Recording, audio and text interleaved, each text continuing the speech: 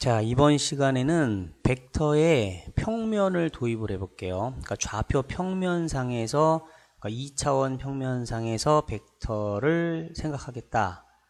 그런데 좌표 평면상에서 생각하는 거기 때문에 좌표가 도입이 된다는 거죠.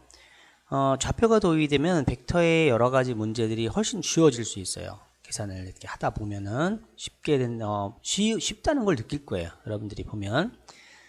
먼저 평면의 단위 벡터라고 했는데 기본 벡터에 대해서 먼저 얘기를 해볼게요. 기본 벡터, 뭔가 기본이 되는 벡터다 이거겠지? 자, 그림을 보면은 좌표 평면이죠. X축하고 Y축입니다. 이쪽이 X축의 양의 방향이고 이쪽이 X축의 음의 방향이에요. 그죠?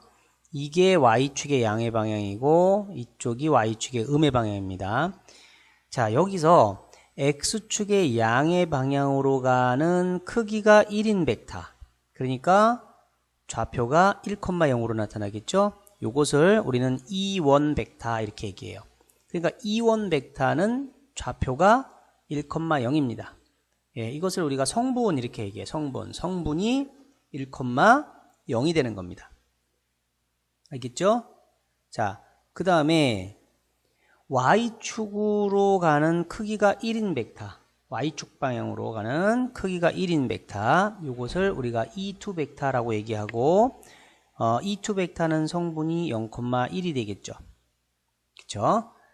자, 그러면 A 벡터라는 것을 이런 식으로 나타낼 수 있을 때 A 벡터의 성분이 요거다 라고 했는데 말이 더 어렵구만. 자, 여기를 보세요. 좌표 평면을 하나 만들어 볼까요? 야, 이거 어렵네, 더 이거. 응? 여기다가 새로 할게요. 자, 이렇게 X축, 이렇게 Y축이 이렇게 있다고 하고, 자, 이게 Y축, X축, 원점. 그러면 여기 3,2라는 점이 있다고 그래요. 자, A가 3,2입니다. 그러면 OA 벡터를 생각합시다. 여기서 1로 가는 벡터를. 자, OA 벡터예요. 이렇게. 그러면 이 OA 벡터는 요만큼 간 벡터 더하기 요만큼 간 벡터 해도 되겠죠? 그죠? 그러니까 요거다 이렇게 수선을 내려보면은 자, OA 벡터는 요 벡터 더하기 요 벡터 그래도 되잖아. 그러니까 요쪽으로 가는 벡터, 원점에서 요로 가는 벡터하고 여기서 이 위로 가는 벡터하고를 더한 거다라고 생각을 해보자. 요렇게 그러면 요 벡터는 요 벡터 더하기 요 벡터 해도 되겠죠. 그러면 요 놈은 좌표가 뭐예요? 얘는 3,0이 되겠죠. 그러면 이 벡터는 E1 벡터, 1,0이 성분인 E1 벡터를 몇 배 한 겁니까? 3배 한 거죠. 그러니까 OA 벡터라는 것은 어떻게 쓰면 돼요? OA 벡터는 3배의 E1 벡터, 그 다음에 더하기, 자, 위로는 얼만큼 갔죠? 요쪽으로 간 벡터랑 요쪽으로 간 벡터랑 크기랑 방향이 같으면 똑같은 벡터지? 그럼 요 벡터는 뭐야? 요 벡터는 요 벡터랑 똑같고, 요 벡터는 E2 벡터를 몇 배 한 거죠? Y좌표가 2니까 2배 한 거죠. 그러니까 2 곱하기 E2 벡터, 예, 이렇게 쓸 수 있다 이겁니다. 그러면 결과적으로 요것이 3배에 요게 1,0이 되는 거고 E2 벡터가 0,1이니까 결국은 OA 벡터의 성분은 3,2 이렇게 되는 거잖아요. 그죠? 그러니까 요렇게 표현한 거는 성분이 3,2고 성분이 3,2는 요렇게 표현할 수 있는 거고 서로 왔다리 갔다리 할 수 있겠죠. 자, 됐습니까? 그러니까 E1 벡터하고 E2 벡터가 뭔지만 알면 되고 어떤 벡터든지 1로 가는 거건 1로 가는 거건 그러면 이쪽으로 가는 건 어떻게 해요? 이 벡터하고 이 벡터하고 더하면 되죠. 이 벡터는 뭐야? E2 벡터를 몇 배 해준 다음에 마이너스를 붙이면 되는 거잖아요. 그죠? 이쪽으로 가거나 이쪽으로 가는 건 E1 벡터, E2 벡터에 대해서 부호가 반대니까 마이너스를 붙여서 몇 배 해주면 되는 거란 말이야. 자, 그래서 E1 벡터, E2 벡터가 기본이 되는 벡터인데 얘네들은 크기가 1이기 때문에 기본이 되면서도 단위 벡터예요. 그래서 기본 단위 벡터라고도 얘기하는 겁니다. 그냥 줄여서 기본 벡터 이렇게 얘기해도 돼요.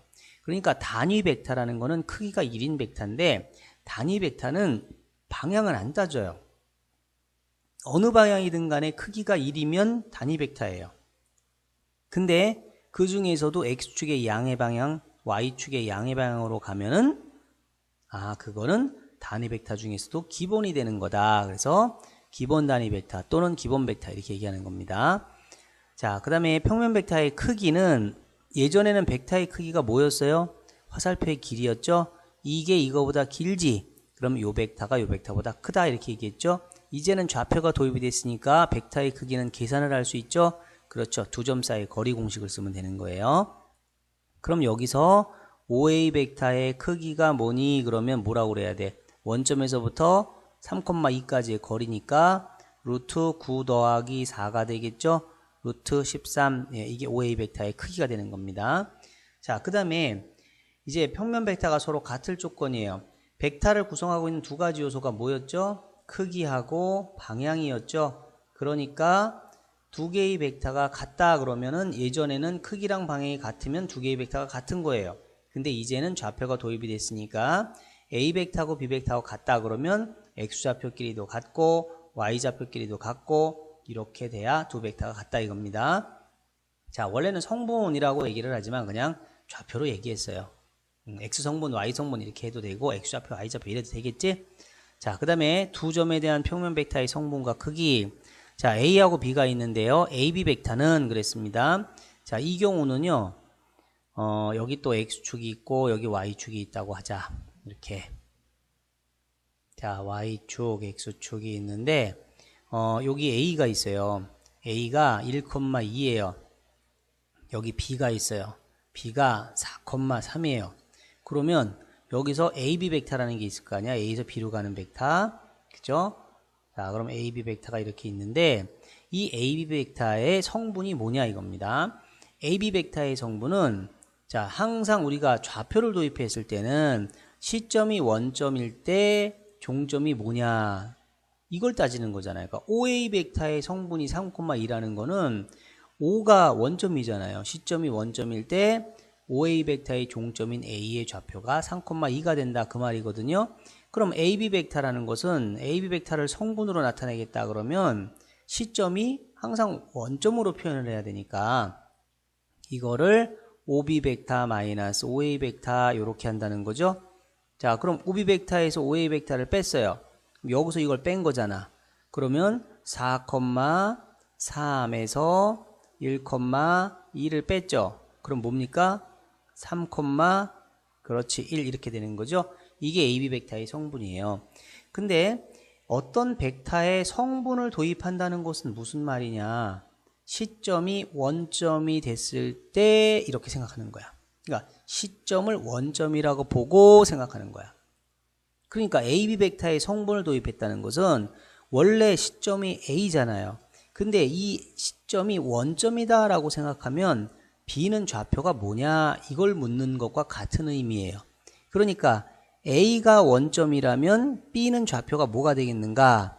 자, 이게 1,2죠. X좌표 보세요. X좌표 오른쪽으로 얼마큼 가야 되죠? 3칸. Y좌표 얼마큼 가야 되죠? 1칸. 그러니까 얘가 원점이라면 이 좌표는 뭐가 되는 거죠? 3,1이 된다 이겁니다. 그러니까 AB 벡터의 성분을 도입을 한다는 것은 A가 원점이 됐을 때 B는 좌표가 뭐니? 라고 묻는 것과 마찬가지 개념이 된다 이 얘기입니다. 그래서 얘를 평행이동해서 이렇게 평행사변형을 만들었을 때 요 B는 좌표가 뭘로 바뀌어요? 3,1로 바뀌는 거죠. 그러니까 이 벡터하고 이 벡터하고 똑같은 거지. 그래서 시점이 원점이 됐을 때 요 B의 좌표가 뭐냐라고 묻는 것과 같은 의미가 되는 겁니다. 자, 어쨌든 간에 AB 벡터는 성분이 뭐니? 그러면 OB 빼기 OA 해주면 되잖아요. 그죠? 그 다음에 A 벡터의 크기는 이제는 두 점 사이 거리 공식을 써서 계산해주면 되겠다. 자, 됐습니까? 자, 요게 좌표 평면상에서의 벡터의 표현이다. 성분을 도입했을 때의 벡터 표현이 되는 겁니다. 자, 여기까지 끝.